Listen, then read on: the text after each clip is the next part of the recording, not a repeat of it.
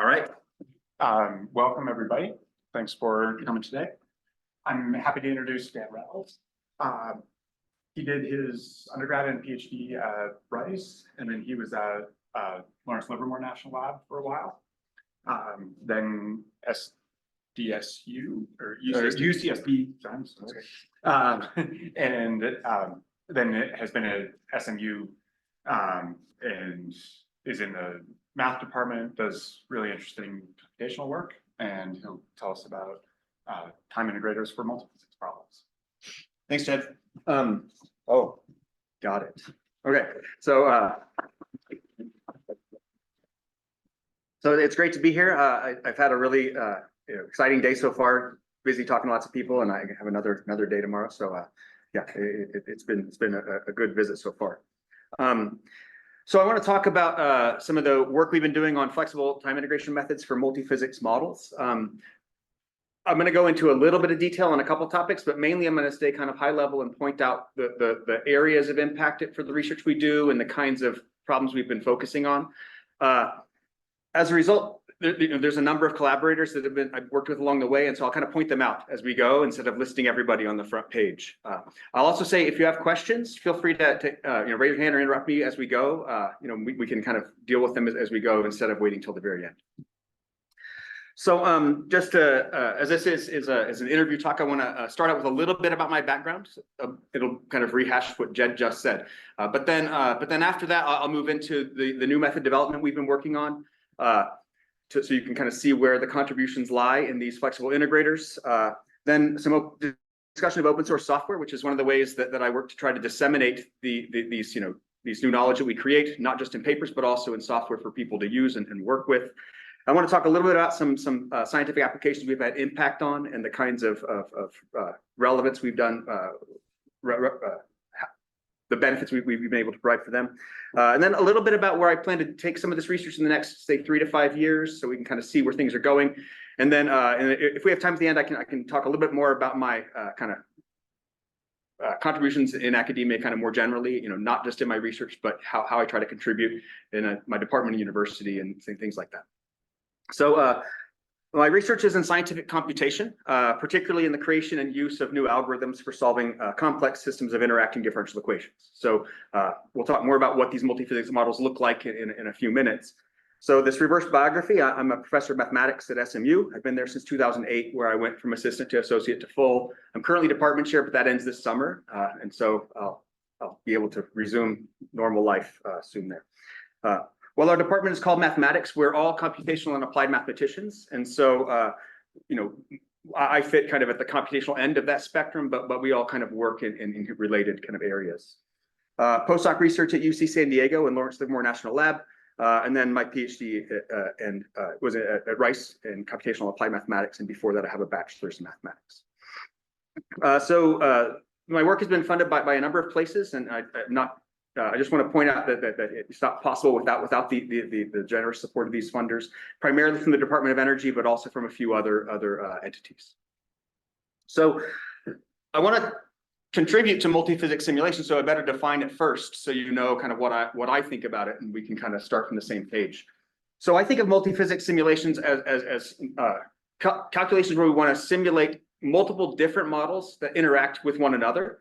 Those interactions can occur either throughout an entire domain or maybe at interfaces. And so we think about in the bulk as being things that where these PDEs, ODEs, et cetera, interact throughout space. And in the interfaces are going to be in different regions. So a prototypical example of that would be, say, global climate change simulations. There, I've done some contributions in the atmospheric realm, where in the atmosphere we use Navier-Stokes equations for the fluid flow, but you couple that to aerosol chemistry, you couple that to the albedo of clouds and those kinds of things, and so you have all kinds of different physical processes that are modeled in the same physical domain. So these multiphysics models that have to exist in the bulk. But those atmospheric models talk to the ocean. They talk to land ice, sea ice, all kinds of other things, forest models. And so when we do these really big climate simulations, everything talks to everything, and they talk through interfaces at the air-water interface and those kinds of things. So that would be a multiphysics simulation across an interface. So these kinds of multiphysics situations arise not just there, but all over science. They frequently arise more and more when scientists start out with their simple model and they want to add more high fidelity to it and add new processes that they think are second order, third order effects. And when they add those in, they add on all kinds of extra physical processes, and those then become more complicated systems of equations to solve. I'll note, I also have some background in astrophysics, physics and cosmology, where we have the same kinds of stuff that arise. So I know that not everybody here is in a scientific computing background, so I want to kind of lay down what I think of as kind of standard practice, and then point out the deficiencies of that standard practice to see where we're building from. So kind of standard practice for these evolutionary systems of equations. We typically pose these as first order systems of ODEs, where this state vector y could be a vector with tons and tons of components. Maybe they're complex value, maybe they're real valued, but these will be the solution values or weights that we use in some kind of basis, where after we semi-discretize in space and we figure out how we want to describe the problem physically in our computational domain, then we have a bunch of unknowns, and those unknowns we can define at the initial time at t0, and they're going to evolve according to this differential equation, this large system, where we can say the time derivative of all these unknowns is equal to some set of physics operators that sit over here on the right-hand side in F. And so when we solve these things, typically for these large scale models, it's a lot of data. We don't try to store all of space and time simultaneously, though people do that. It's standard practice to store a snapshot of the solution at the beginning, and then to use this system of equations to predict what it should look like a little later on in time. And then they have a snapshot of what it is at the time t1, and then they use that to predict what it should look like a little further on in time at t2. And so they do this time marching scheme from the beginning until the end of the calculation. And they use these discrete times, t0, t1, et cetera, where we go from one time step to the next using some kind of algorithm. And we think of that algorithm as being encoded in some update formula, capital Phi. And so textbook approaches that we teach in undergrad, even introductory graduate courses on numerical methods, kind of settle down into two bins: explicit time integration methods for evolving these things, and implicit methods. So these explicit methods are characterized by this update function phi, depending on the current time and the step size, how far we're integrating forward in time, hn. But then it only needs the state at the previous times, yn, yn minus 1, yn minus 2, et cetera. And given all of this data that should be known already, because we've done the simulation of those previous time steps, we can predict what the solution looks like further on in time. And so we can explicitly calculate the predicted solution based on known data. So that's an explicit method. They can be computationally very efficient. They don't require any special bells and whistles usually. But one of the challenges with these explicit methods is that they generally require that this step size be smaller than some stability limit. And that stability limit is dependent on the physics, what you're trying to simulate. But if you exceed that, then what happens is floating point round off blows up and you just get infs and nans all over your calculation. Okay, so we don't want that to happen. We have to satisfy the stability restriction when we use these explicit methods. On the other hand, we can use an implicit method, and these are characterized by this update function itself depending on the time evolved solution, yn plus 1. And so we see that we have this new time solution both on the left and the right. How in the world do you resolve that? Well, you have to do a root finding problem. You have to figure out what is a compatible updated time step solution such that if you plugged it into your update function, it's both an input and the same output, and you get this consistency between them. So that's a little harder to do. We typically formulate that as a root finding problem, some nonlinear algebraic system of equations we have to solve over the whole supercomputer to go from one time step to the next. And there's all kinds of algorithms involved in how do we try to do that nonlinear solve to do that propagation. We decide between these in standard practice by thinking about a time step that would be an accurate time step. So ignoring stability, if everything would be stable, could you take a time step of size h ACC, and that would give you an accuracy of what you desire, maybe 3 digits, 4 digits, whatever your calculation really demands. If that step size is much larger than the stability limiting step size, then what that means is to do your explicit calculation, you'd have to take tiny stability steps to catch up to one accurate step, and you're over solving accuracy wise, but you've got to do that tiny time step thing just so you don't get explosion of roundoff error. So that's a stability limited kind of scenario. And we call those calculations stiff. And so often the primary question you have when you start a new problem is, how stiff is that operator? If it's super stiff, I probably need an implicit method. If it's not stiff, I wanted to use an explicit method. That's kind of a rule of thumb. So what's wrong with these textbook methods for these multiphysics applications? Well, there's a few challenges. Because we combine lots of physical processes together, those physical processes don't agree on what types of algorithms they want, what types of time step sizes would be accurate for each one. We can have multirate calculations where some physical process evolves on a slow time scale and something else evolves on a very fast time scale. You want to take lots and lots of little time steps. And so we have this discrepancy of big versus small step sizes you might need to take.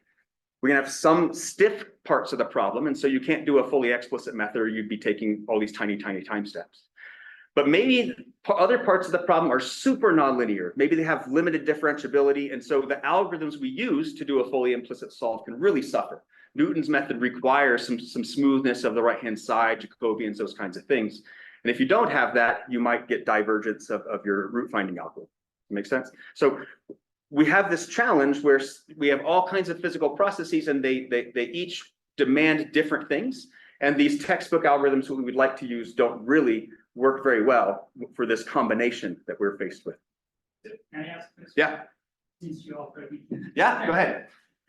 So initially you showed PDE, so it was the time is continuous.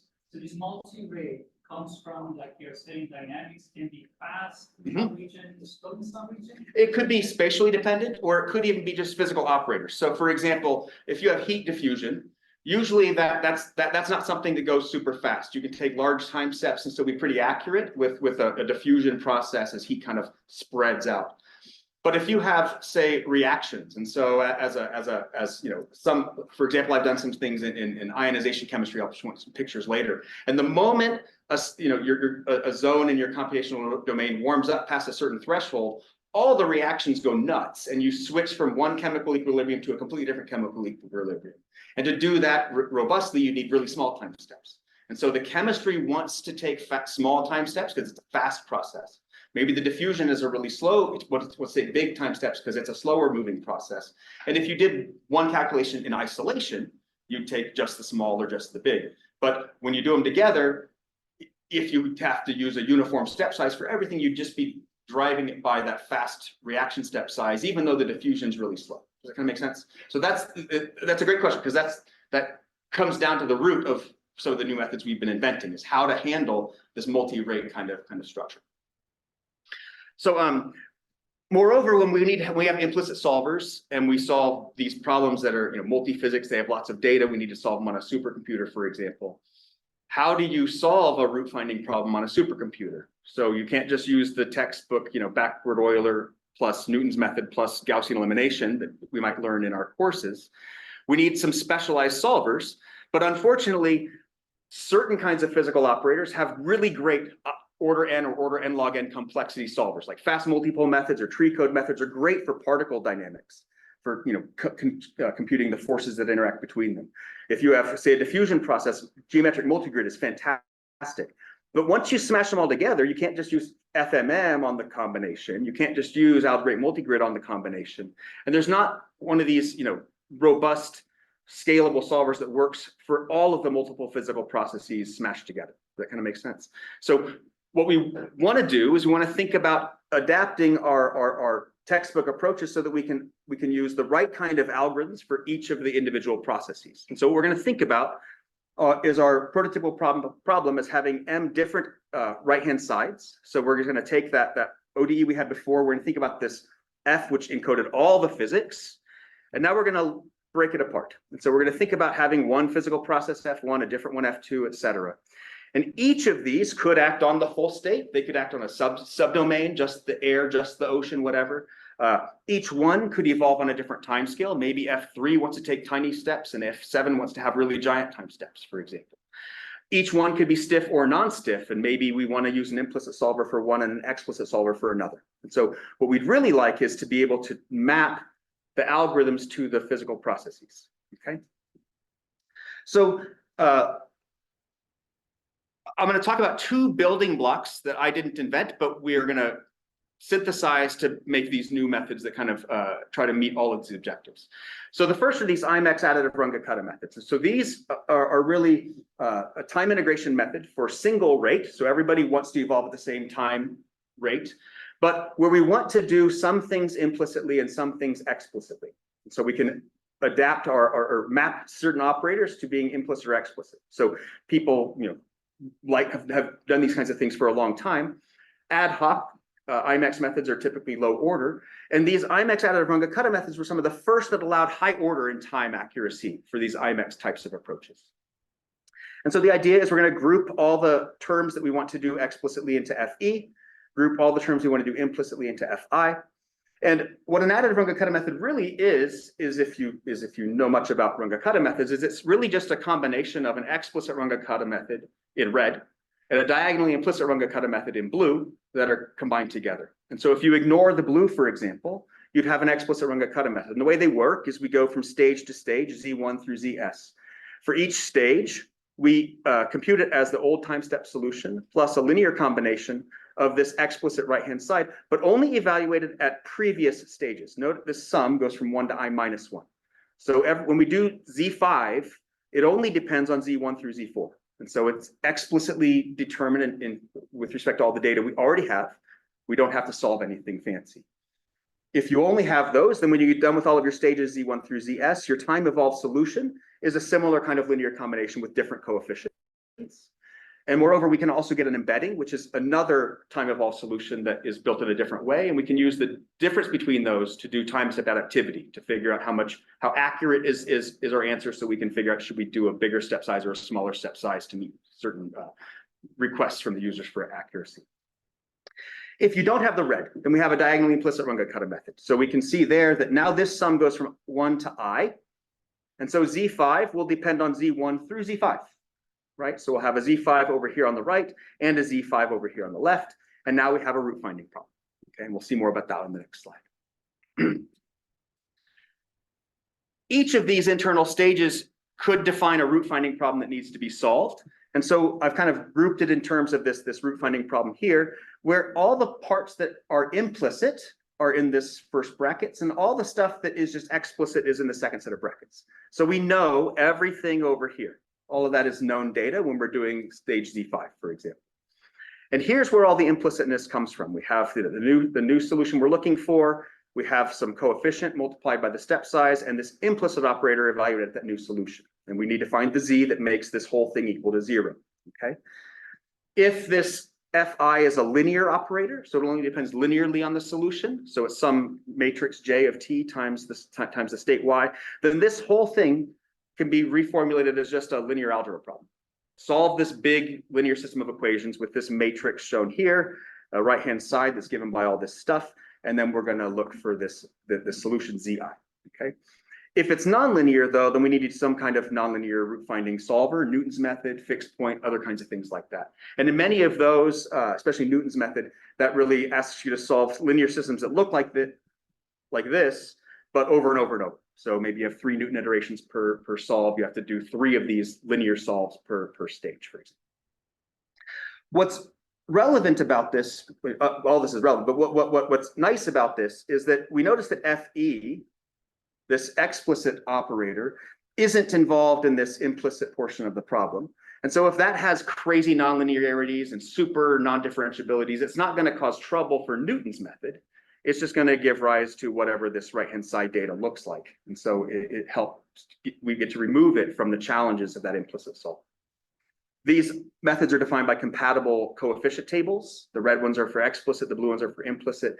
And in general, when we invent those tables, we need to invent them so that the explicit is 4th order, for example. The implicit itself is also 4th order, and that also the connections between them are up to that same order of accuracy. So we can't just throw pieces together. We have to derive them in unison. So the second thing I want to build off of are these things called multirate and infinitesimal methods. And so these MRI methods really provide a rigorous approach for multirate. And so people have been doing subcycling methods for decades.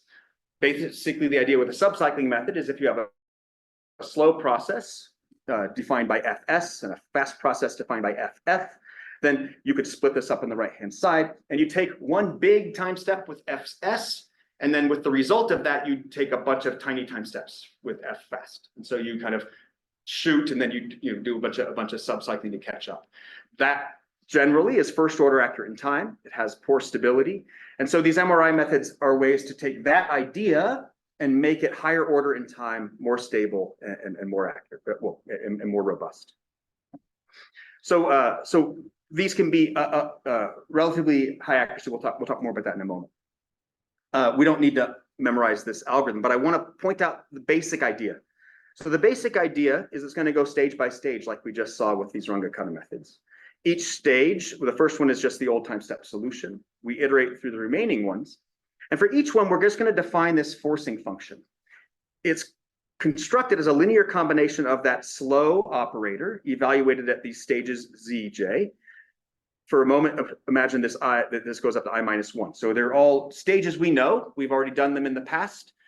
We can evaluate them. They're just big vectors. And we combine those vectors via linear combination coefficients that could be time dependent. So think of these as linear, polynomial, linear or quadratic functions, these gamma ij functions.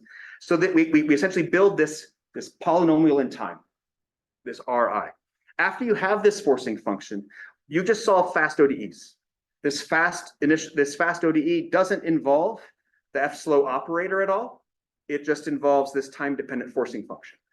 You can think about this as if the slow process, it moves slowly, we could then do a time interpolation of the slow operator onto the fast manifold, and then we do our fast evolution, and it gets information from the slow time scale through this forcing function Ri of tau. Okay, but it has this idea, this subcycling kind of idea. We're going to just solve fast ODEs with with F fast.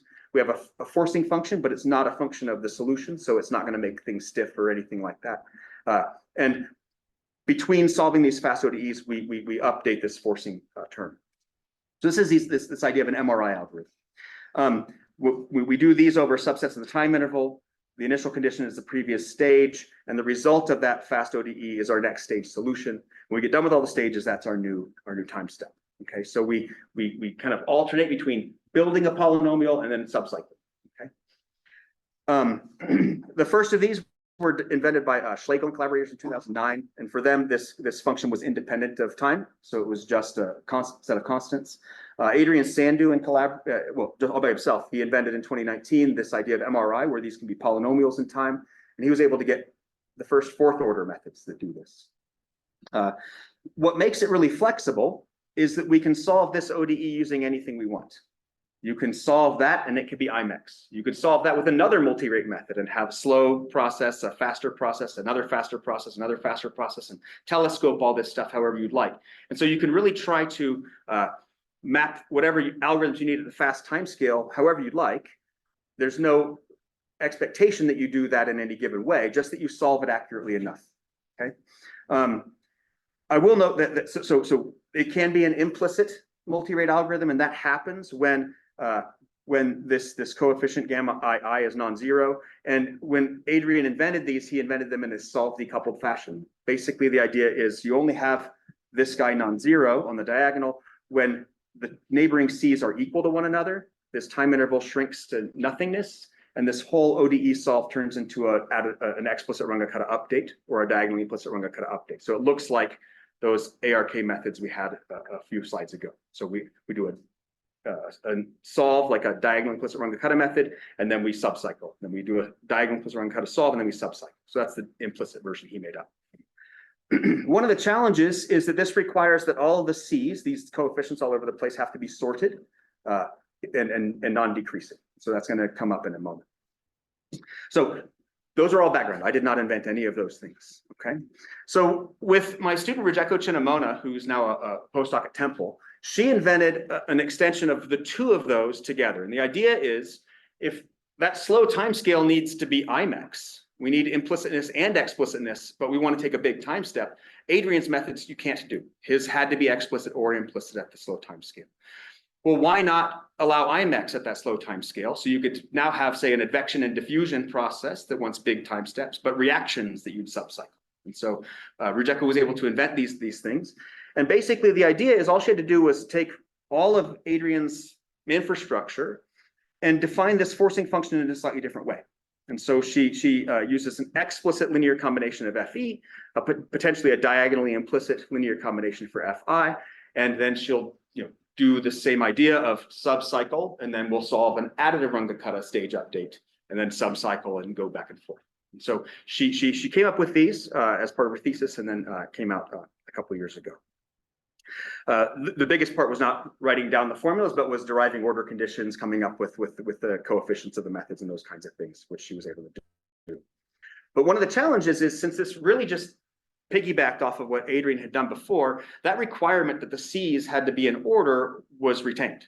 And one of the challenges is when inventing any of these things, we start out with a single rate method, like an additive Runge Kutta method, and then we try to build on the multi-rate on top of that.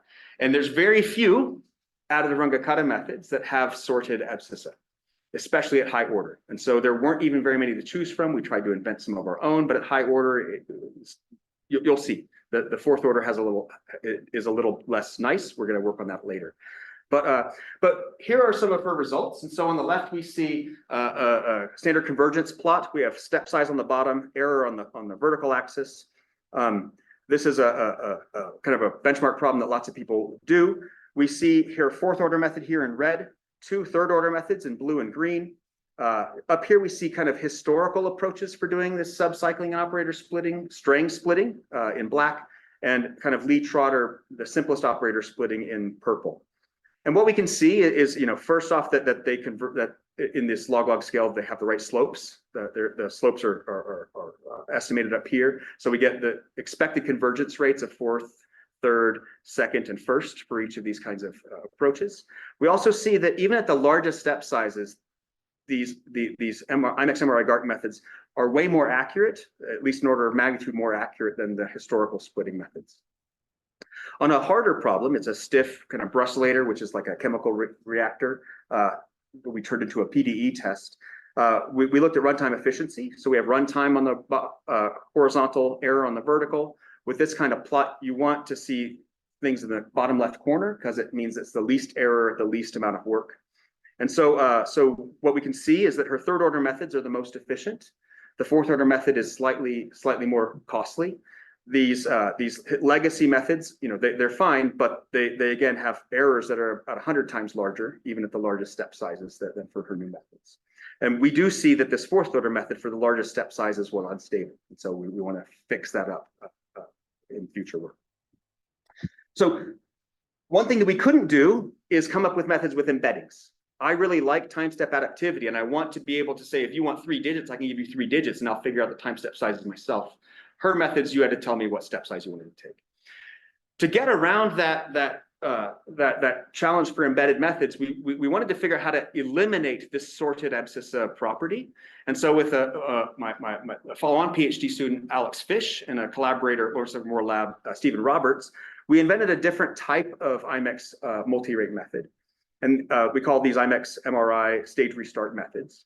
And basically the idea is we abandoned Adrian's kind of approach where you had to sometimes have the delta C equaling 0 and sometimes not, and kind of determine the algorithmic structure based on analyzing these coefficients. And instead, every stage, we always define a forcing function that's always explicit in the slow operators. This always goes up to I-1. We always solve a fast initial value problem. And then we always do a diagonally implicit Runge Kutta-like update to correct for the implicit operator. So it has a simpler looking structure. It's easier to code up, for example. And it no longer depends on these C's being in order. As a result, we were able to come up with embedded methods, second order, third order, even a fourth order method that allow these IMEX, the slow time scale, multirate, the fast time scale, and embeddings. And because it doesn't have this hidden dependence on these delta C's, it's easier to invent them. Adrian had to do this padding property of taking a 4-stage method and making it a 9-stage method with extra columns, et cetera, to embed all these things, and all that disappears. So it's a lot simpler.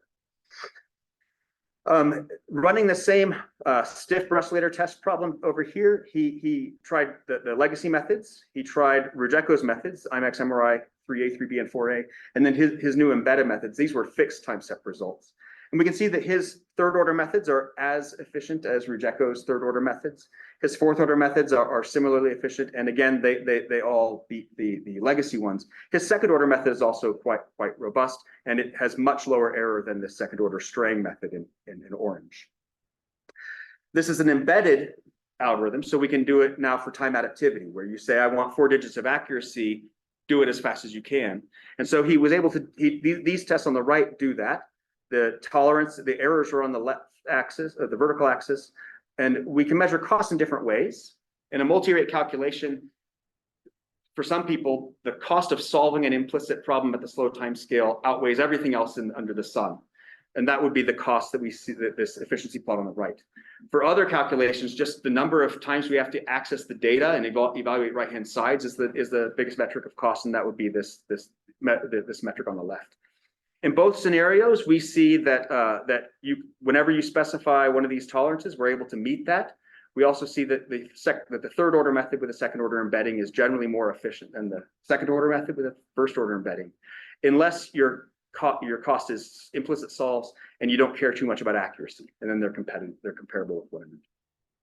Question. Yeah. Just make sure you're not comparing apples and oranges. You say something about the order of the methods, saying it's one time efficiency comparisons.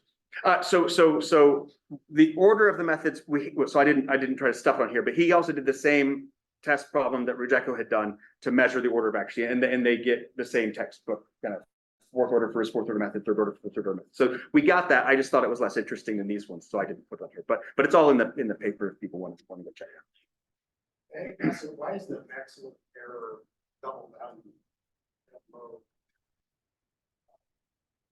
Oh, right here. Yeah. So you know, that's an interesting question. So when we asked for more accuracy, sometimes it ran faster, and that's really what we see when it comes kind of to the left here. And that sometimes actually, well, that we often see that even at single rate solvers when we run, say, CVODE or other kinds of basic methods. If we ask for just 2 digits, it ends up working harder than if we asked for 3 or 4. And I don't have a great explanation for that, other than that we see it in lots of single rate adaptive solvers as well. I thought it was kind of weird that it happened here, but yes. Are different cases. Yeah, each dot is a run where he set a tolerance. So it's not, you get one answer. Yeah. Yeah, so he ran 9 different tolerances, 10 to the minus 1 down to 10 to the minus 9. And for each one of those, that's a dot here. And so you know, we took that experiment and put a dot based on how accurate at the end of the day it was and how costly it was as well. Okay, so some other multi-rate contributions that I can't go into too many details. That whole time adaptivity question that I just showed a result from, one of the challenges is that there's no literature on how to pick step sizes in a multi-rate time adaptive calculation. When people do it, they'll just pick a step size and they'll subcycle with 1,000 subcycles, period. They'll have some fixed integers there. So, however, it's really well known that with, in standard, ODE integrators in general, if you want it to be accurate and you want it to be efficient, you want it to be robust, you have to do time adaptivity. And there's been all kinds of results that show adaptive methods can really win in all these metrics. People have been studying how to do those controllers, how to pick the step size based on error estimates for decades for single rate. But there's nothing on multi-rate until Alex did it, okay? And so he built some really rigorous theory on how to do these multi-rate controllers, how to pick the slow and fast step sizes to meet tolerances, but we separately measure the slow and fast errors, et cetera. So I can talk more about that later. I didn't have time to put it in here. We've also worked on building super high order multi-rate methods. These don't allow IMEX. These are a little more finicky about the structure. We just really wanted to show it could be done, but we built up to 6 order in time multi-rate methods.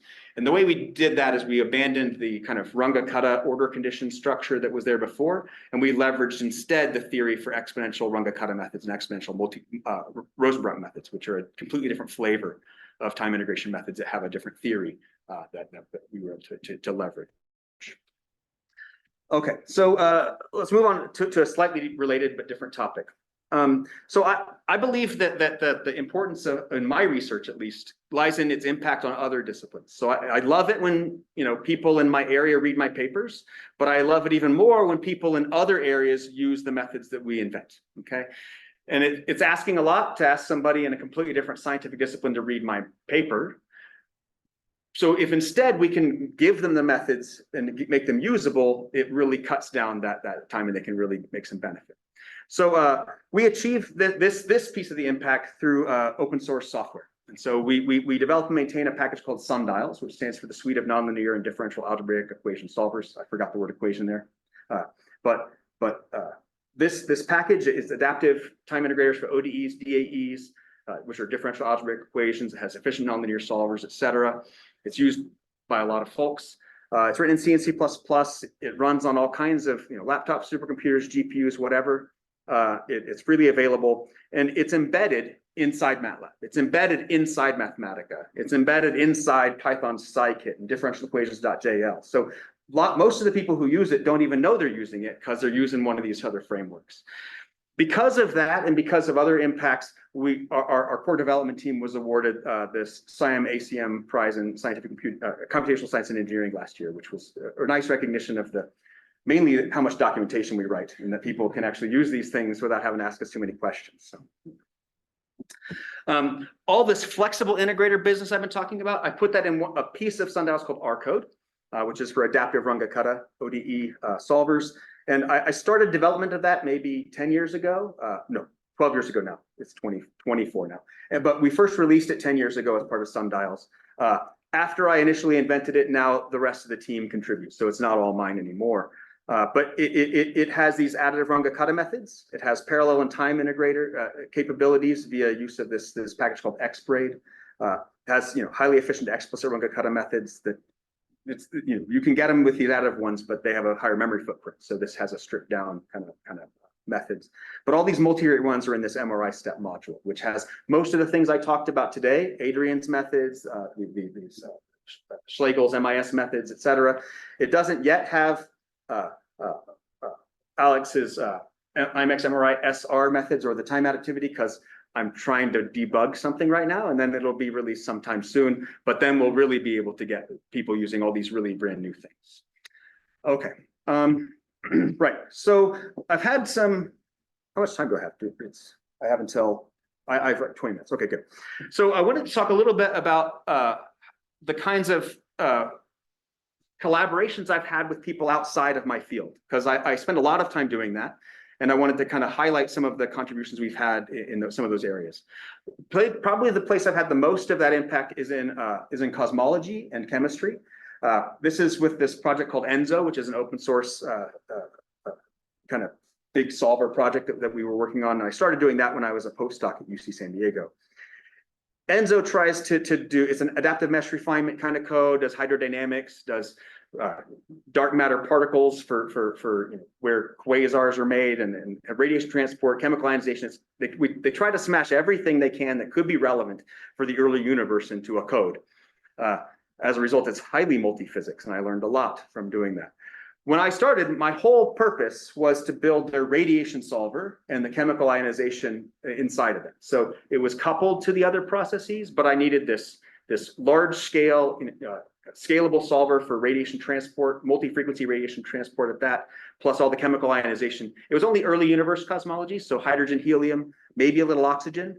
We didn't have heavier elements, then it would get really nasty. And so it was just made simpler in some sense, those kinds of reaction networks. But I was really working on building those things.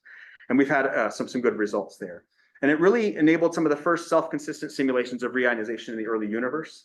So a cartoon is this is a picture from NSF about the WMAP telescope. It's a little hard for you to see. But basically, at the beginning, there was a bang, right? And then bunch of stuff spewed out. But the interstellar medium at that time was neutral hydrogen, neutral helium was 98% of all the stuff. And so light couldn't pass through. And so when they take Hubble, which is a visual telescope, and they point it at the center of the universe, and the further away you look, the further back in time you see, there's a wall, and they can't see through that wall. And that's this moment when the universe went from neutral to being ionized. And so we wanted to simulate from the beginning, which those are complicated initial conditions, through that reionization event to see what things look like now. And so the basic idea was we needed to have stars created, emitting radiation. That radiation then ionizes the interstellar medium. And then at some point, enough of it's ionized where Hubble could see through. And WMAP looks in the infrared, so it can see all the way back. So that we're trying to help demonstrate what WMAP should see, et cetera. And here are some of our simulation results. The bottom is the ionization fraction that goes from completely neutral to fully ionized by a redshift of 6. Sorry, and starting out a redshift of 15. For those of you who don't know, the redshift goes from high numbers from long ago to a z of 0, which is now, and so you go down, and it ionized at about the right time. More recently, I've been working with folks in combustion and astrophysical chemistry, and they want to do large systems of ODEs, and they want to be able to solve those efficiently. And so I'm helping to work with some of those guys on that. Excuse me. Yeah. Could you quantify the difference between fast and slow? That's like that. Yeah. Large chemical reaction. Oh, sure. Well, so these new applications. Sure. Oh, yeah. So there it's a real it's just the chemical system. I mean, so we've been working with some of these combustion physicists where the transport is a super large time step, and all the real time is spent in chemistry.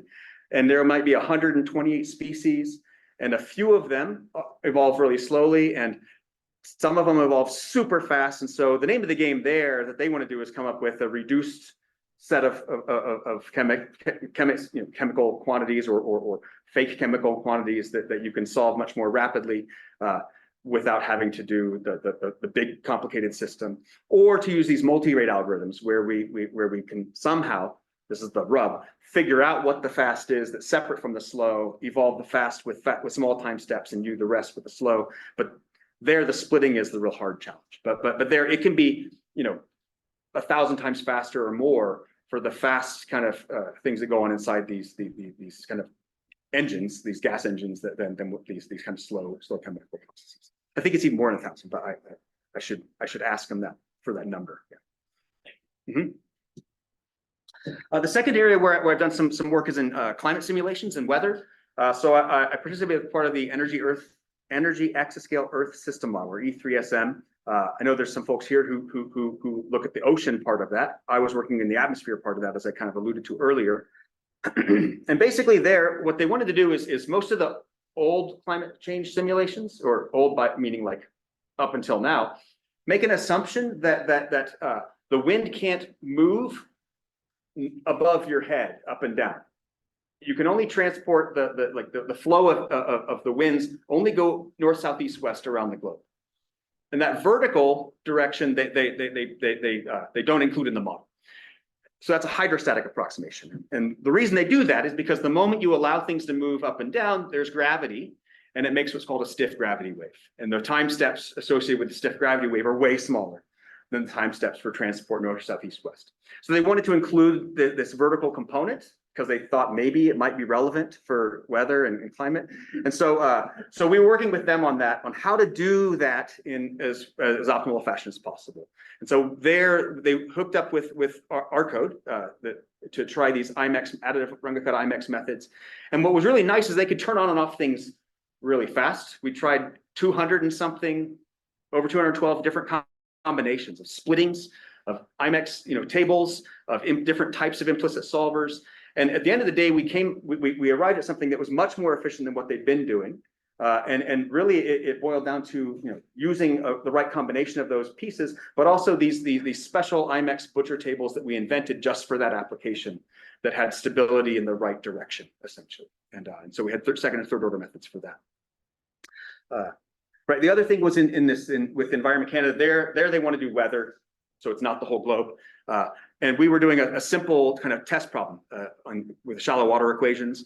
And then what they wanted to look at were advanced time integrators. So we were looking at these exponential Rosenbrock methods, which are really fancy. They're a lot harder to implement than kind of the stuff I've been talking about so far. But what they do is they get the linear portion of the problem exact. And so they only approximate the nonlinearity. And if you can get the linear part exact with huge time steps, then it could be a big win, was the idea. So we developed a new algorithm that could simultaneously compute the hard piece of those. It could do all of the matrix 5 function times vectors, if you know what I'm talking about, simultaneously, so that we could get these methods done more rapidly. And it ended up with a 3x speed up over the state-of-the-art exponential Runge Kutta methods that had been used for that. And the associated time step size that was available was 700 times larger than what they could get with these types of IMEX methods for the same kind of problem. So we're still working to, they're starting to put these in the production code that's not just shallow water, but that's the basic idea. Okay, and then the last thing that I want to mention is infusion energy. When I started out as a postdoc a long time ago, I was looking at viscoresistive magnetohydrodynamics hydrodynamics for kind of the core of a fusion plasma.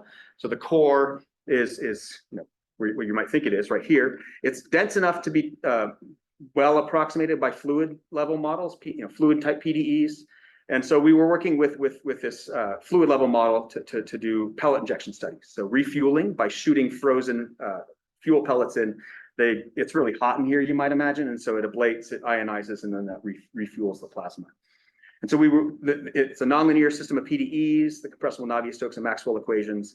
And our real work there was trying to figure out how to build fully implicit solvers. So not IMEX, not multirate, just everything fully implicitly, and how to solve those nasty problems. So really the name of the game there was how to precondition these kinds of things and how to get the Jacobian accurately. So we're using algorithmic differentiation tools for that. Some newly funded collaborations, also in fusion, and they're using higher fidelity models. So no longer these kind of fluid only descriptions. One is in kinetic delta F turbulence. One is in kinetic total F turbulence. Another one is using, the hope is to do multi-scale models that couple fluid and turbulence type, kinetic type models together. But the idea is all of these are nastier systems of equations, problems than what we had before. Some of these are even 5-dimensional, 3D space, 2D velocity space. So there's huge data sets involved. And how do we evolve all these? And in all those contexts, what they really want are multirate methods with time adaptivity and IMEX kind of support. So that's what we're working on now. So what am I working on? What do I plan to do in the next few years? So as we could see, those 4th order methods kind of suffered stability wise. And so I really want to start working on developing 4th order, maybe even 5th order embedded IMEX-MRI methods. I think that's a next step that we really need to address. I mentioned one of the nice things about multirate methods is that the fast time scale you can solve however you want. And if you want to solve the fast time scale itself using a multirate method, you could nest things. You could have a slowest, a middle, a faster, and a fastest yet. And you could have this telescoping of different time scales. So right now, we don't know how to do the time adaptivity for these nesting of multirates yet. Alex looked at 2, and we want to think about how to extend that to an arbitrary number of different time scales that are nested inside one another. I'd like to think about improving these MRI methods to really help focus on satisfaction of conservation and strong stability and other kinds of constraints that are present in a lot of these multiphysics models. And then obviously to continue to collaborate closely with scientists to incorporate these methods in their codes. In the longer term, I really want to work to incorporate machine learning and reduced order modeling inside of these kinds of solvers. And the idea there is, when I work with physicists of various flavors, they don't want to abandon the first principles models that they've developed, these because they know what the PDEs look like, they trust the equations, and they like the predictive capability of those. But they'd like to speed them up. And you can imagine reduced order modeling and surrogates that can come from data science might be useful there. And so the idea is to try to bring them together and use these surrogates to accelerate the first principles models, either through multirate splittings or nonlinear preconditioning and those kinds of things. And then all the stuff I've talked about were for these, so after semi-discretization, you get an ODE system. Well, you could also have constraint equations, and how do we extend these multirate and IMEX ideas to these DAE systems where you have algebraic constraints that don't evolve in time. We're working on that as well. So with that, I want to kind of mention a couple things, taking a step out of research for a moment. One thing that I like to do is not just give out software, but also help train folks. And so I've designed and lectured in a number of kind of tutorials for general purpose kind of instruction. So at the Argonne Training Program in Extreme Scale Computing, I've lectured there a number of years. And it's a really great program that brings in students, postdocs, grad students from across the world in all kinds of scientific disciplines to learn how to do HPC, how to do file IO, how to do all kinds of things. So I typically lecture on time integration, but we've been doing that a lot. I also tried to create my own mini version of ATPESC at SMU alone when we first got large scale clusters for general purpose use by the faculty, and most people didn't know how to use them. So I figured I should help train my colleagues, and so I tried to build those things. I've been faculty senate for a while, a graduate council for curricular issues. As I mentioned before, I'm currently department chair. I care about graduate admissions and affairs. And maybe most relevant is I've developed a bunch of classes that are associated with kind of high performance scientific computing at the undergrad and grad levels. And I don't know exactly where the gaps are here. Maybe I'll talk about that with somebody later, but I think it would be good to help bring some of these things in and invent new things as well. And then I was supposed to have something like this. My work has been recognized a few places. The thing I'm most excited about actually is this one on the top. Rujeko's getting the SCIAM Student Paper Prize this summer at the SCIAM annual meeting for her thesis work and her paper with me. So that I'm really excited about that for her. Maybe it'll help launch her to the next stage. She's on the job market now, all kinds of stuff. So that will be nice. I mentioned this other one before, and the rest of these really are talking about teaching awards, being an outstanding researcher at SMU. And that sort of thing. So lastly, I want to thank you for coming. I want to thank you for your attention. Nobody's fallen asleep, so that's great. And if you have any questions about anything, in my webpage I have a lot of stuff on the research. If you have questions about SUNDIALS, there's read the docs, there's GitHub, but anything you can just email me, and I'll be happy to talk or write back or those kinds of things. So thank you again for coming, and let me know all the questions you got.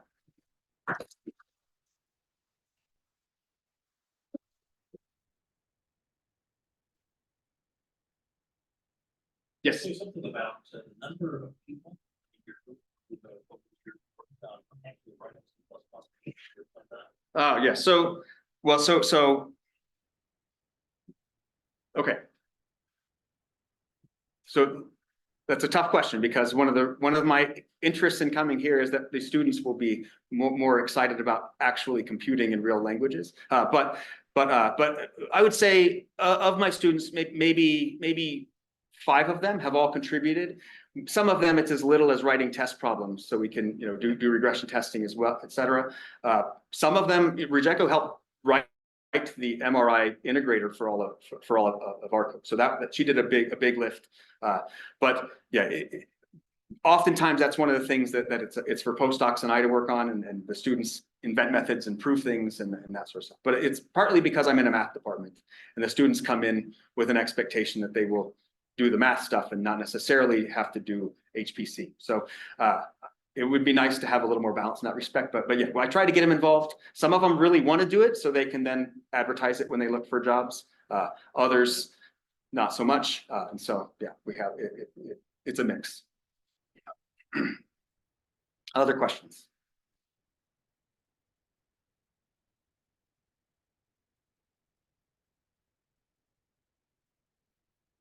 I have tons of questions. Sure.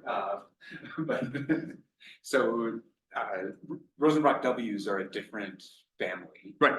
How do you, what's your philosophy about when to use ARK's IMEX versus Rosenbrock W? Well, so at a practical level, I haven't implemented the Rosenbrock W, so right now I can't have them use those. But I definitely think that they have real benefit, right? So for those of you who don't know, a Rosenbrock method is one where you don't solve a nonlinear implicit problem. You always have a linearly implicit problem to solve. So each stage is a linear solve, not a nonlinear solve, and all the nonlinearity is lumped into the right hand side. The order conditions are a little messier sometimes, but they're there. Their order conditions are even messier yet for these Rosenbrock W methods. The idea with a Rosenbrock method is that linear operator is the full Jacobian of the full right-hand side. And that can be costly because people don't like computing Jacobians all the time and don't like updating them all the time. So the Rosenbrock W's It's not the full Jacobian, it's some approximation of the Jacobian that you can use and reuse even as nonlinearity changes stuff. And obviously, if it becomes too stale, then that W might not be quite as accurate. So in general, I think that Rosenbach W's are really great if you have a linear operator that you can solve really efficiently. You have a great solver for that, and that you know the underlying problem isn't so nonlinear as to make that guy unusable. Yeah, that's my main thought. We've had the same issue with these multirate exponential Runge Kutta multirate exponential Rosenbachs, because the fast operator is that linearization, and for the exponential Runge Kutta, it's any linearization you'd like. The exponential Rosenbach, it must be the current Jacobian, and that can be costly. So we see that as well, and yeah, I kind of feel like it has to do with how well you can solve it, obviously, but then how well that's going to continue to be a good approximation of the dominant, linear term, right? But yeah, it's been on my bucket list to implement those, but I only have so much time to implement this. Yeah. Yes. Mhm.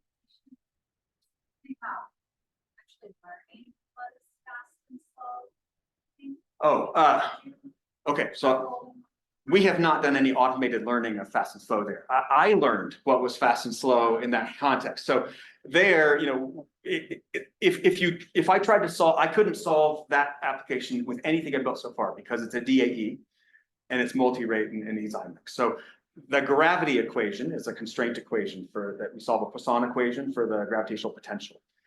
If I could add that into what I've got, I could start doing all of this. But that evolves at a relatively slow time scale. It's affected by the dark matter and the baryonic matter that comes into the right-hand side for that Poisson, but even then, it's not evolving very rapidly, and we could solve that, at the same or even maybe a slower time scale than the hydrodynamic evolution.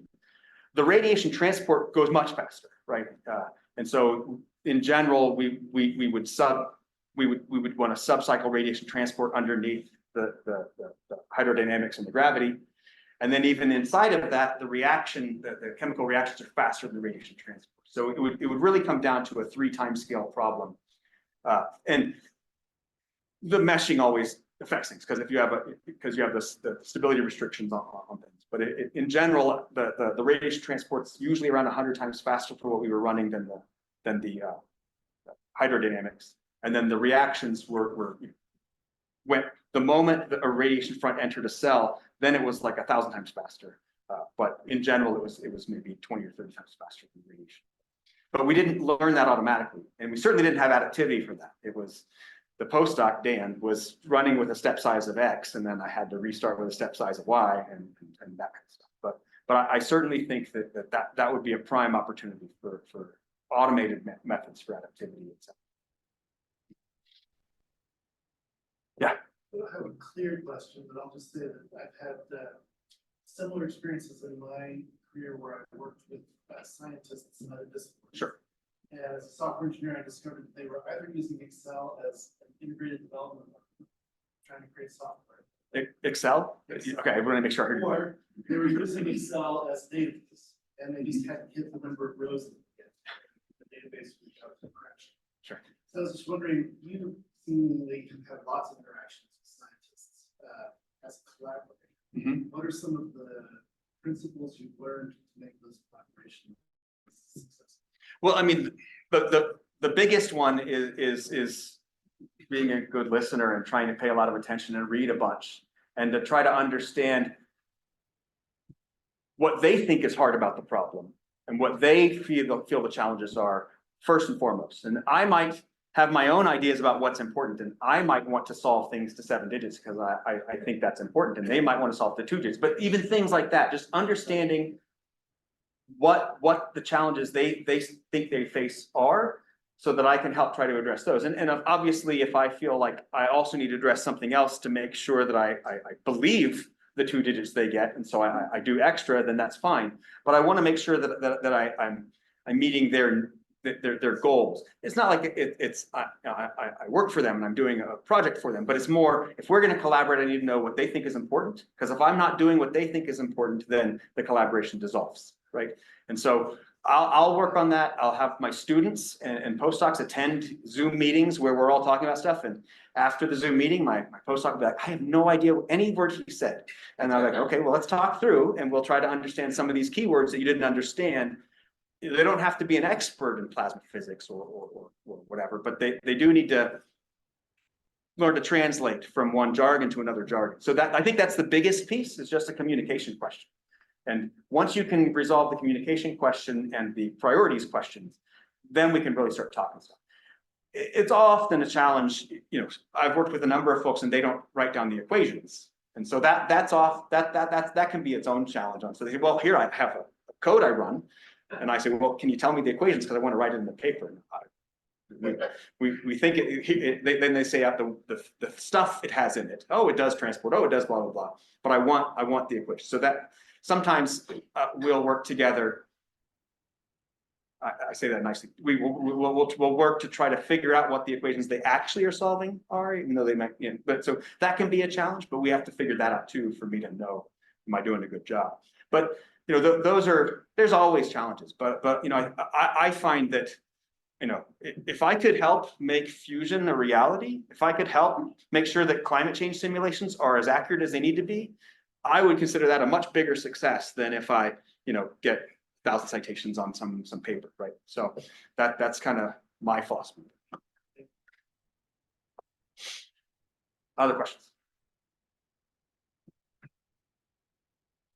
All right, we'll be here for a little while, so we'll thank our speaker if you want to hang around.